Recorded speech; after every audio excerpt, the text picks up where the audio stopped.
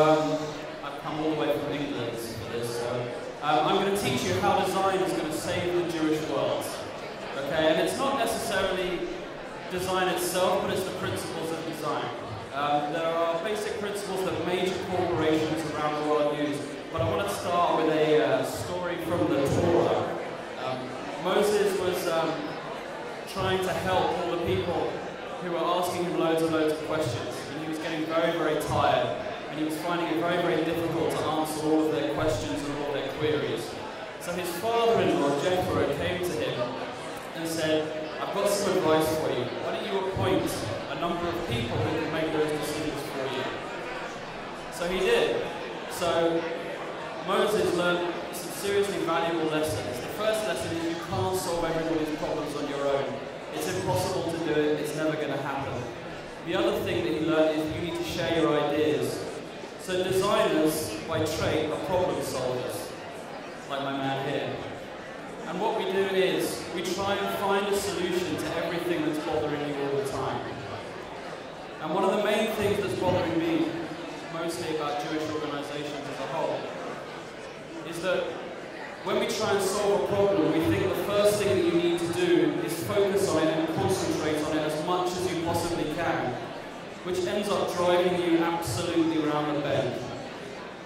It's not something we should do. Large companies don't do that, design companies don't do that, nobody in the private world does that. 3M is one of the biggest companies in the world. Usually it's considered to be, I suppose, the third most innovative company in the world as well. And what they do is, they share their ideas. They started the idea of the 15% working week, which is essentially you spend 15% just concentrating on coming up with your own ideas. They create a space where their employees are encouraged to do it. They do whatever it is that they can. Most non-profit organizations that we do work with, the fundraisers fundraise, the programmers program, but why isn't it anybody's talking to each other? So some of the things that help you to be more creative: taking a warm shower, a quiet walk in the countryside, playing on computer games, baking, usually bread, and actually sitting on the toilet is also something that will help you. And if it wasn't for the toilet, we wouldn't have time travel. So it's something you should seriously consider. Most of us spend huge amounts of time internalizing issues, when what we should be doing is sharing our problems with everybody else, where Jewish organizations and non-profits around the world should be encouraging employees to pursue their ideas. Some of these products here are some of the greatest ideas in recent years, and they've all come from processes like that. We've got Gmail, we've got the Post-it, Velcro, the Dyson Hoover, that's English, and masking tape as well. And especially when a company puts its mind to it, I want to use this as a really, really good example. A design company decided to spend its 15th anniversary trying to solve the problem of homelessness. They didn't manage to do it, but what they did was they created a product that keeps homeless people cool in the summer and lets them put screwed up newspaper in it in the winter, which means that they can survive up to minus 15 degrees.